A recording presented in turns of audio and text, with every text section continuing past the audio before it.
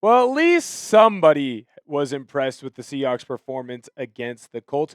No, I'm not here to look back at that game necessarily, but I am here, and Mark Schlereth is too, to look at what the Seahawks actually did do well against the Colts and how that could lead to a victory against the Los Angeles Rams on Thursday night, which I know keeps getting faster and faster and faster approaching. This is Seahawks Today. I am your host, Will Ortner, and we got to dive into why Mark Schlereth was impressed with the Seattle Seahawks. And I get it.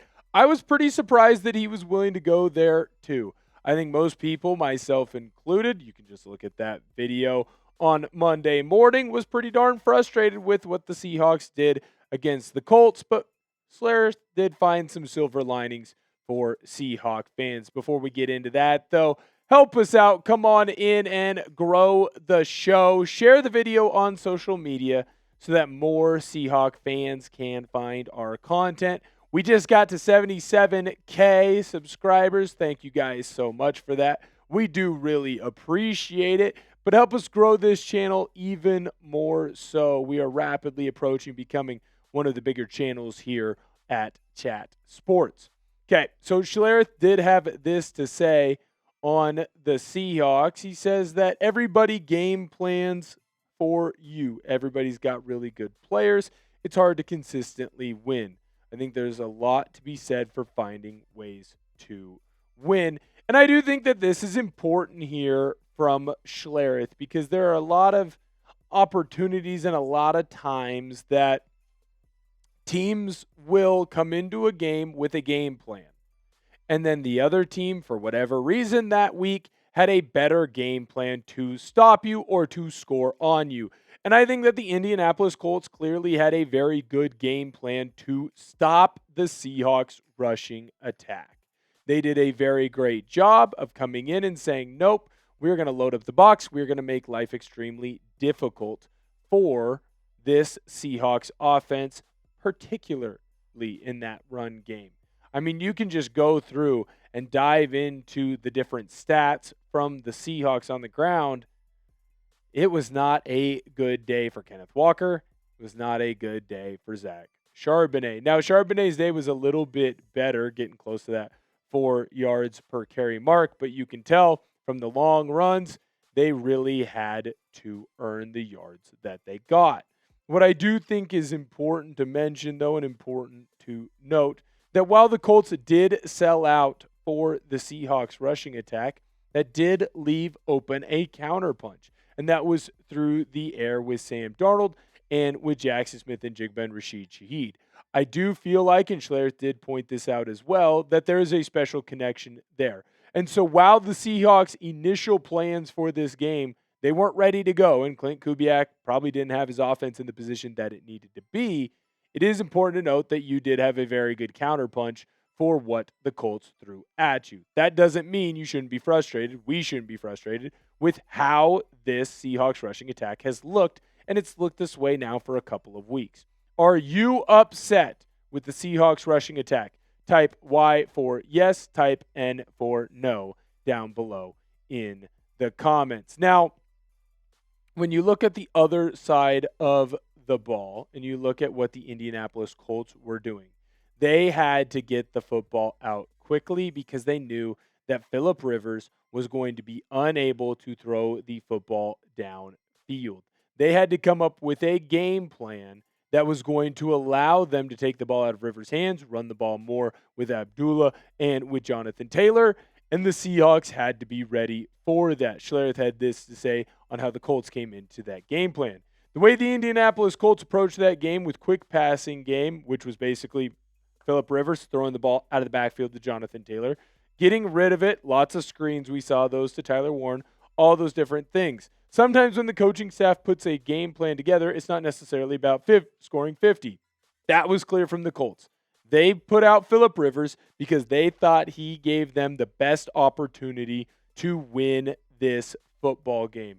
And the best way for them to win this football game was by getting the ball out of his hands quickly or by running the football. The Seahawks defense had to come up with an idea of how to stop that passing attack and stop that rushing attack. And you saw that even though early on they might not have been set up in the best possible position to do this, they definitely did a great job of stopping Phillip Rivers in that Colts offense as the game went on. I was very impressed with what the Seahawks defense was doing, and they continue to do so week after week after week. More glazing of the Seahawks defense in just a moment. But before I do that, I got to let you know about the new sponsor here on Seahawks Today, our good friends over at Rocket Money. Most of us know we should take control of our finances, but it's hard to know where to start. Rocket Money gives you the clarity and confidence to take that first step, helping you cut wasteful spending and take meaningful action towards your financial goals. Rocket Money is a personal finance app that helps find and cancel your unwanted subscriptions, monitors your spending, and helps lower your bills so you can grow your savings. Rocket Money will even try to negotiate lower bills for you. The app automatically scans your bills to find opportunities to save, then goes to work to get you better deals. They'll even talk to customer service so you don't have to. Rocket Money has saved users over $2.5 billion, including over $880 million in canceled subscriptions alone. Their 10 million members save up to $740 a year when they use all of the app's premium features. Cancel your unwanted subscriptions and reach your financial goals faster with Rocket Money. Go to rocketmoney.com/SeahawksChat today. That's rocketmoney.com/SeahawksChat. rocketmoney.com/SeahawksChat. Thank you to our good friends over at Rocket Money. Welcome to the family. Now, this Seahawks defense has been carrying the offense. I know against the Atlanta Falcons, they woke up in that game, but it started off slow. When you look at what happened in that Minnesota Vikings game, well, Ernest Jones had one of those touchdowns, and the defense really put the Seahawks in a position to win that game, not necessarily the offense. They struggled a little bit in that one.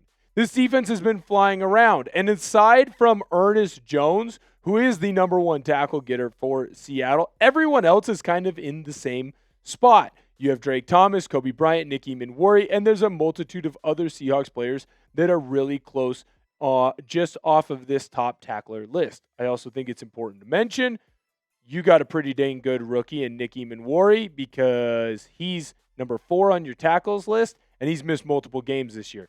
Shows you just what kind of a special player that he is. He was all over the field making all types of plays. Then you look at the sack leaders numbers. Why is this impressive to me and to Mark Schlereth? Because the Seahawks defensive line, they are able to get after the passer at a high rate of speed right now. They are doing a fantastic job of making life miserable for other quarterbacks. And while Phillip Rivers' life wasn't miserable, or who knows, maybe it was, that might be why he came out of retirement to play football just to get away from some different things, it was definitely clear that he was nervous about that crew. When Phillip Rivers caught the ball, he immediately got down on a knee. What does this mean for what the Seahawks can do to the Rams? This unit right here, the sack leaders, the defensive line, you have to find a way to get into the backfield and make life uncomfortable for Matthew Stafford and that Rams offense. When they do complete balls to Kyron Williams or to Puka Nacua, you have to get them on the ground just like you did for that tackle crew. This defense is special. And while some say that the Houston Texans are the best defense in the league, I disagree. This defense is the best in the league, and it clearly impressed Mark Schlereth. You tell me, though, is this Seahawks defense good enough to win a championship? If they're the best in the league, then they will be. They are the best defense in the league, and they can help us win a championship. That's what I say. I'd be down in the comments typing true right now. If you disagree, you can go down below, type false. You better have MLA citing, though.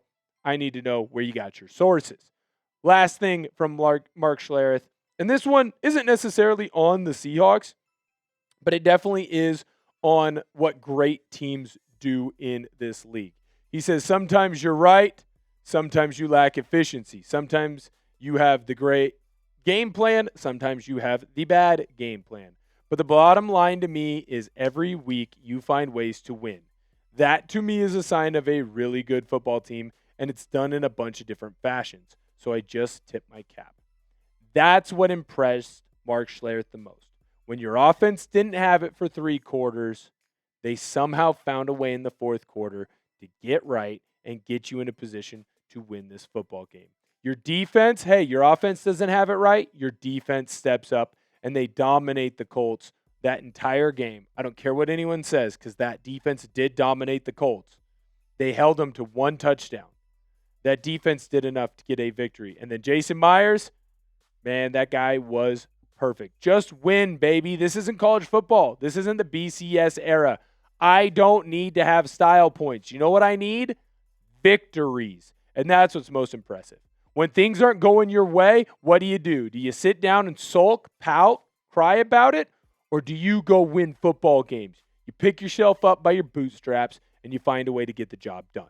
The Seahawks found a way to get the job done, and I think they find a way to get the job done on Thursday night. So get fired up, Seahawk fans, because I sure am. I cannot wait to see you guys on Thursday for our watch party. Make sure that you go on social media and share this video. Help more 12s find us here on Seahawks Today by Chat Sports. We are a great channel. Just pumping my own tires there a little bit. But we are going to get you Seahawks news and rumors videos out as soon as we possibly can. So help them come on in and subscribe to the channel as well. Once you share it, there'll be new fans of us, and then they'll want to come in and hang out with us every single day because that's how many days we got videos coming out. 365 on the Seattle Seahawks. Thank you guys so much for tuning in. I'll catch you guys next time.